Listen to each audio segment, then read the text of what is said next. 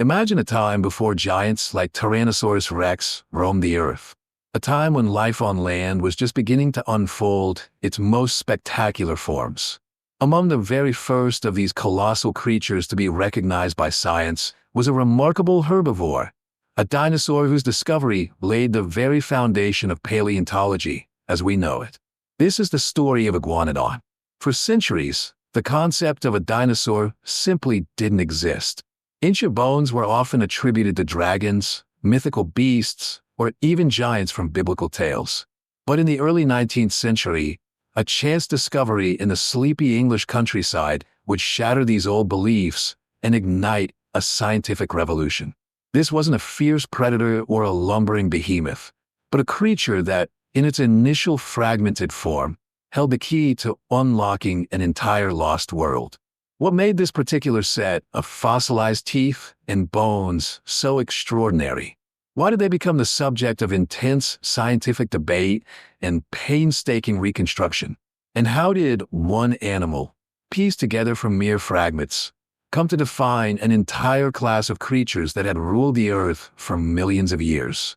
The journey of Iguanodon is more than just the story of a dinosaur. It's the story of how humanity began to comprehend the vastness of deep time and the incredible diversity of prehistoric life.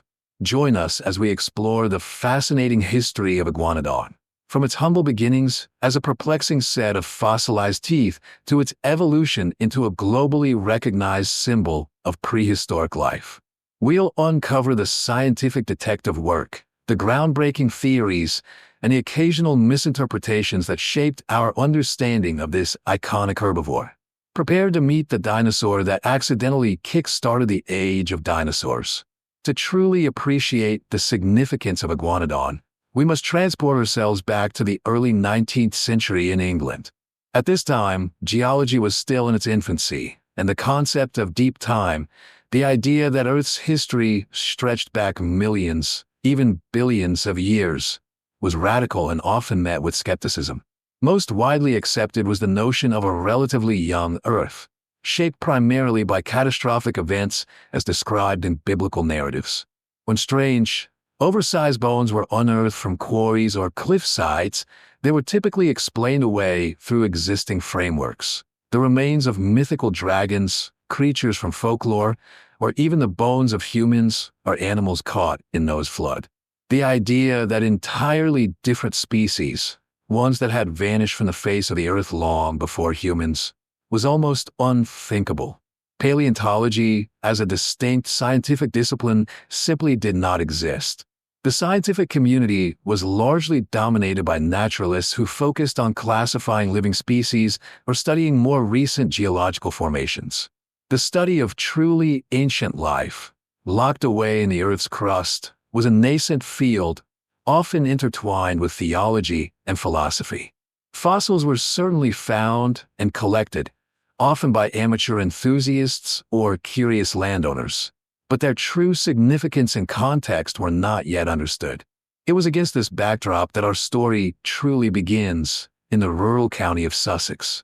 Here lived Gideon Mantell, a keen amateur geologist and physician, and his wife, Mary Ann Mantell. Mary Ann was not merely a supportive spouse. She was an active participant in Gideon's fossil hunting excursions. In 1822, during one such outing, likely while Gideon was attending to a patient, Mary Ann made a discovery that would change everything.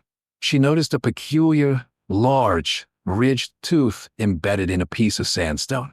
This tooth was unlike anything seen before. It resembled the tooth of a modern iguana, but was vastly larger, suggesting an animal of immense proportions. Gideon Mantell, captivated by his wife's find, sought the opinion of leading naturalists of the day.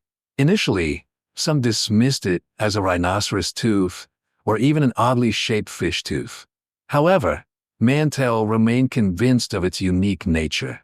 He corresponded with the renowned French anatomist Georges Cuvier, who, initially skeptical, eventually acknowledged the tooth's unique reptilian, yet distinctly ancient, characteristics.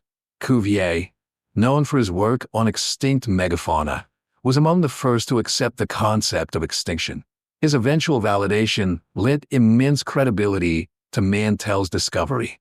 The discovery of this tooth, and subsequent additional bone fragments, began to challenge the prevailing young Earth theories.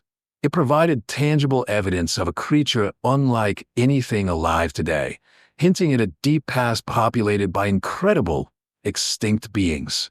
This wasn't just a curiosity. It was a profound scientific puzzle. Mantell, through painstaking comparative anatomy and tireless dedication, began to piece together a creature that was a true scientific marvel, laying the groundwork for the formal naming of what would become the first officially recognized dinosaur. The stage was now set for the birth of a new scientific field, all thanks to a single, remarkable tooth. Following Mary Ann Mantell's groundbreaking discovery of the tooth in 1822, Gideon Mantell dedicated himself to piecing together the puzzle of this enigmatic creature. The initial tooth, with its unique serrations and grinding surface, strongly resembled that of a modern iguana, but on a colossal scale. This observation led Mantell to coin the name Iguanodon, meaning iguana tooth. This simple, yet descriptive, name would soon become synonymous with the earliest understanding of dinosaurs. Mantell's early reconstructions, based on the limited fossil evidence available at the time, primarily teeth, some vertebrae, and limb bones, were, by modern standards, quite inaccurate. He initially envisioned Iguanodon as a rhinoceros-like creature, walking on all fours, with a horn on its snout. This horn was, in fact, the now famous thumb spike, a distinctive feature that would later be correctly identified and prove crucial to understanding the animal's defensive capabilities. The fragmented nature of the early finds meant that Mantell had to rely heavily on comparative anatomy with living reptiles, leading to some understandable misinterpretations. The real turning point in the public perception of Iguanodon came with the Dinosauria. In 1842, the pioneering anatomist Sir Richard Owen formally coined the term Dinosauria, terrible lizards, to encompass Iguanodon, Megalosaurus, and Hylaeosaurus. Owen, a brilliant but controversial figure, recognized that these creatures shared a unique set of characteristics that set them apart from all other reptiles, past and present. This official classification marked the true birth of dinosaur paleontology as a distinct field of study. Owen's influence was monumental. For the Great Exhibition of 1851 in London, and subsequently for the permanent display at Crystal Palace Park in Sydenham in 1854, he commissioned life-size sculptures of these newly recognized dinosaurs. The Iguanodon model at Crystal Palace, based on Owen's interpretation and executed by sculptor Benjamin Waterhouse Hawkins, became iconic. This Iguanodon was depicted as a quadruped, heavily built, with the infamous horn on its nose. While scientifically outdated today, these were the first public representations of dinosaurs, captivating Victorian society and sparking a global fascination with prehistoric life. They were monumental feats of engineering and art, bringing dinosaurs from the realm of academic papers into the public imagination for the very first time. However, the most significant discovery that revolutionized our understanding of Iguanodon occurred much later, in the late 19th century. In 1878, in a coal mine in Dinosaur, Belgium, miners stumbled upon something extraordinary. At a depth of over 300 meters, they found an astonishingly rich fossil deposit containing at least 38 almost complete Iguanodon skeletons. This unprecedented find, largely led by engineer Henri de Pauw and later by paleontologist Louis Dallo, provided an unparalleled wealth of information. The Bernissart iguanodons allowed scientists to reconstruct the animal with far greater accuracy. The sheer number of individuals, often found together, suggested that Iguanodon might have lived in herds. Crucially, these new fossils definitively showed that Iguanodon was primarily bipedal, walking on its strong hind legs, though it could also drop to all fours for browse. The thumb spike was correctly identified as being on the hand, not the nose, and was theorized to be used for defense against predators or for stripping vegetation.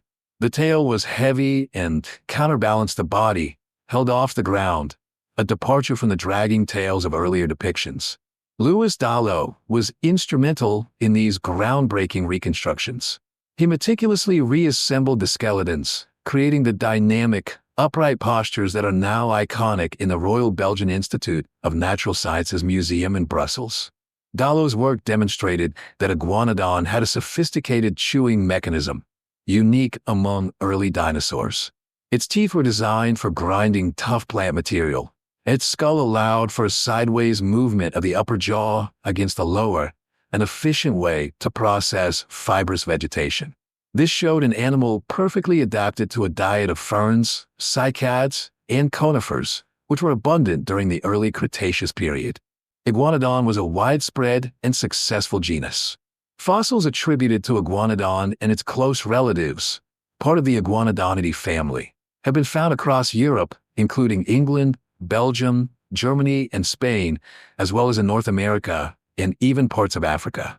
This wide geographical distribution indicates that it was a dominant and adaptable herbivore during the early Cretaceous, roughly 145 to 100 million years ago. They were medium to large-sized dinosaurs, reaching lengths of up to 10 meters, 33 feet, and weighing several tons. Their success can be attributed to several key adaptations. Their powerful beaks and leaf-shaped teeth were highly efficient for processing plant material. Their unique hand structure, with a thumb spike and 3 weight-bearing middle fingers, allowed them to both grasp vegetation and support their weight when moving quadrupedally. The little finger was also quite flexible, possibly used for manipulating food. This versatility in feeding and locomotion likely contributed to their wide distribution and longevity. The study of Iguanodon wasn't just about understanding one animal. It was about understanding an entire ecosystem.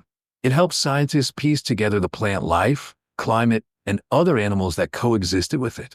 For instance, the presence of large herds of Iguanodon would have been a significant food source for contemporary predators, though direct evidence of predator-prey interactions involving Iguanodon is rarer than with, say, T-Rex. However, the sheer abundance of Iguanodon remains suggests they formed a crucial part of the herbivorous fauna of the time. The story of Iguanodon is a testament to the scientific process itself, a journey of initial confusion, groundbreaking discoveries, meticulous reconstruction, and continuous refinement of knowledge. From a single tooth found by Mary Ann Mantell to the magnificent skeletal displays in Brussels, Iguanodon represents the dawn of our modern understanding of dinosaurs, an enduring symbol of how science uncovers the secrets of our planet's deep past. Today, Iguanodon remains a pivotal figure in dinosaur research, though our understanding has become infinitely more nuanced than in Mantell's or even Dallo's time. While the Dinosaur finds provided an extraordinary foundation, modern paleontology continues to refine our knowledge of this iconic dinosaur, leveraging advanced technologies and comparative studies with newly discovered species. One significant area of current research involves phylogenetic analysis. The term Iguanodon itself is now often used in a narrower sense, referring specifically to the species Iguanodon bernissartensis from the Bernissar locality. Many other iguanodonid fossils from different regions and time periods that were once lumped under Iguanodon have since been reclassified into distinct genera, reflecting a much richer diversity within this group of herbivores. This continuous reevaluation of phylogenetic relationships helps us build a more accurate family tree of dinosaurs, showing how different groups evolved and diversified. For example, some North American Iguanodon material is now considered to be Decododon, and various European species are now recognized as distinct, like Mantellosaurus. Biomechanics plays a crucial role in modern Iguanodon studies. Scientists use sophisticated computer modeling and finite element analysis to understand how Iguanodon moved, how much force its jaws could exert, and how its unique thumb spike functioned. These studies have largely confirmed Iguanodon's facultative bipedalism, its ability to walk on 2 legs but also drop to all 4s for browse or support. The thumb spike's exact use is still debated, but theories range from defense against predators like baryonyx to breaking open fruits or nuts, or even as a display feature. Recent research has also focused on the highly flexible fifth finger, suggesting it may have been used to manipulate food, pulling branches closer for easier stripping of leaves. Paleoecology and diet are other active areas of research. Detailed analysis of tooth wear patterns, microwear, and the chemistry of fossilized bones allows paleontologists to infer more about iguanodon's exact diet. These studies provide clues about the types of plants it ate, whether it preferred soft leaves, tough conifers, or a mix of both. Understanding its diet also helps us reconstruct the broader early Cretaceous ecosystem and its food web.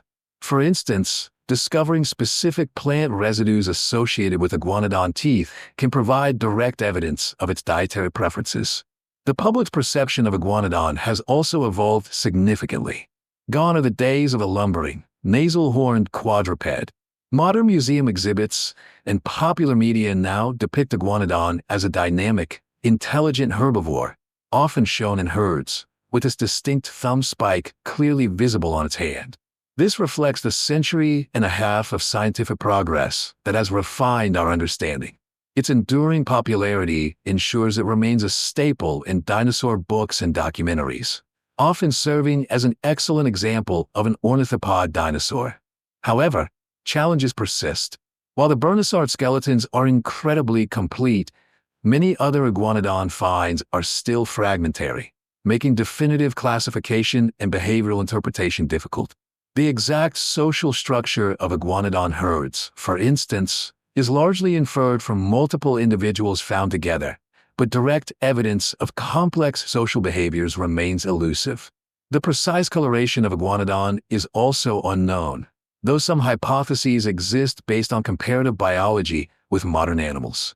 These unknowns mean that the iguanodon continues to be a subject of active and exciting scientific inquiry, with new discoveries always holding the potential to reshape our current understanding.